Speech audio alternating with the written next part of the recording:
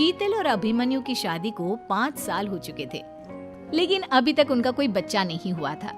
इसकी वजह से शीतल और अभिमन्यु परेशान रहते थे, लेकिन उन दोनों से ज्यादा परेशान थी शीतल की सास, यानी अभिमन्यु की माँ जानकी देवी। जानकी देवी चाहती थी कि जल्दी से जल्दी उनकी गोद में पोता या पोती आ जाए, और इसीलिए वो अपनी बहू शीतल को लेकर एक दिन हॉस्पिटल पहुंची।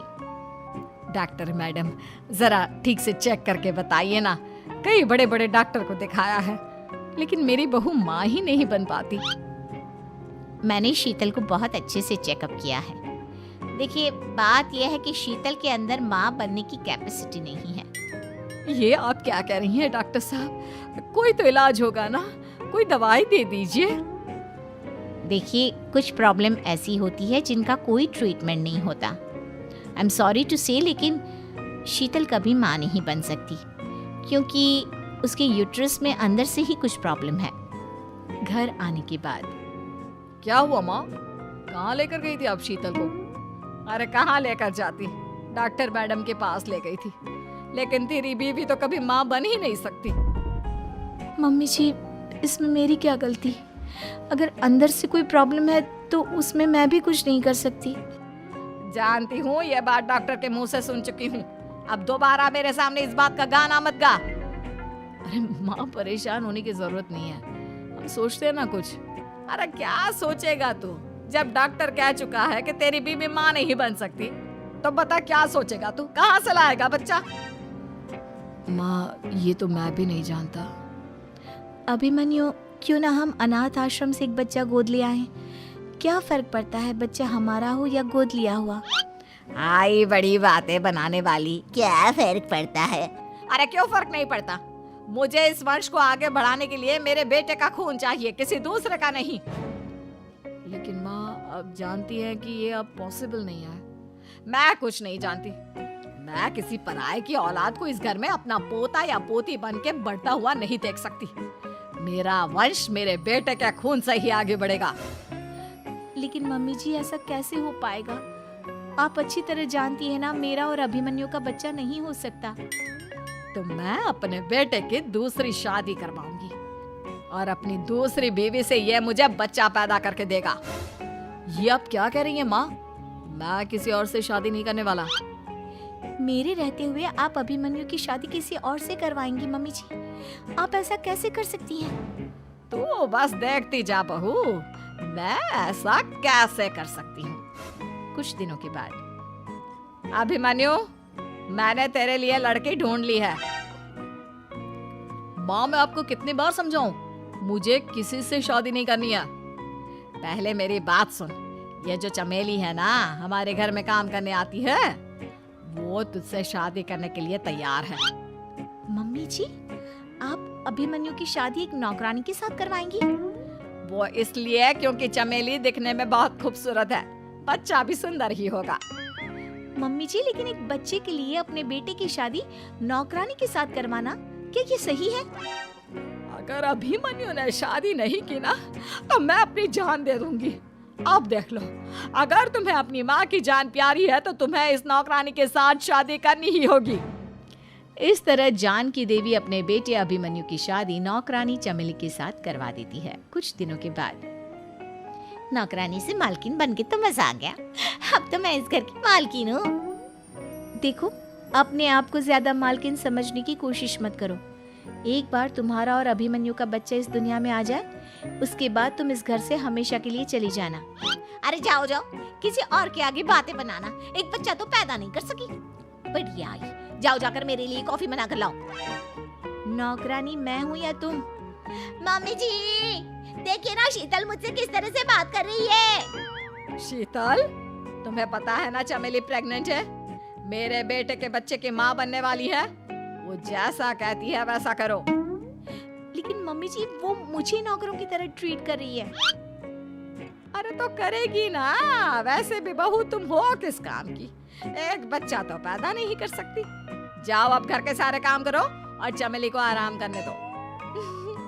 थैंक यू मम्मी जी, भगवान आपका भला करे। आप नहीं होती तो मैं नौकरानी से महारानी कैसे बनती। देखो, तुम्हें जो चाहिए सब मिलेगा।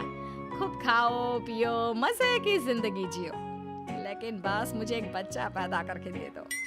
कुछ दिनों के बाद, मम्मी, बच्चे के लिए आपने मेरी शादी चमेली के साथ करवा तो दी, लेकिन दिन और रात का चैन मिट गया है। सारा दिन शीतल और चमेली की बहस चलती रहती है। अब शीतल को इस घर में रखने से क्या होगा? मैं तो कहती हूँ उसे घर से निकाल दो, है भी किस काम की। मैं ऐसा नहीं कर सकता माँ, वो मेरी पत्नी है, उससे बहुत प्यार करता हूँ मैं। तुम्हारी पत्नी चमेली है, चमेली, उससे प्यार करो। अरे तुम्हारे बच्चे को जन्म देने वाली है वो। अभिमन्यु, मैं खुद ही इस घर से चली जाती हूँ। वैसे भी अपने ही घर में नौकरों की तरह रहकर परेशान हो चुकी हूँ। घर की नौकरानी मेरे ऊपर हुक्म चलाती है, वो तुम्हारी पत्नी बन चुकी है। अब मेरा इस घर में क्या काम? अभिमन्यु के बार बार रोकने पर भी शीतल उस घर से चली जाती है। कुछ दिनों के बाद चमेली एक बच्चे को जन्म देती है। भगवान ने मेरी सुन ली, मेरे बेटे का घर भर गया, उसका अपना बच्चा इस दुनिया में आ गया। मम्मी जी, बच्चे को हाथ लगाने से पहले मेरी एक शर्त तो सुन लो। तुम कहना क्या चाहती हो चमेली? आपकी मम्मी को बहुत शौक था ना अपने पोते को खिलाने का। अब देखो, इस दुनिया में हर चीज की कोई ना कोई कीमत तो होती है। तुम अपनी आधी प्रॉपर्टी मेरे नाम कर दो, बच्चा तुम्हारे नाम। अरे लेकिन मैंने अपने बेटे से तुम्हारी शादी करवाई है, अब ये सौदेबाजी कहाँ से आ गई? जो औरत अपनी बहू को घर से निकाल कर एक नौकरानी के साथ अपने बेटे की शादी करवा दे, वो तो सौदेबाजी कर ही सकती है ना।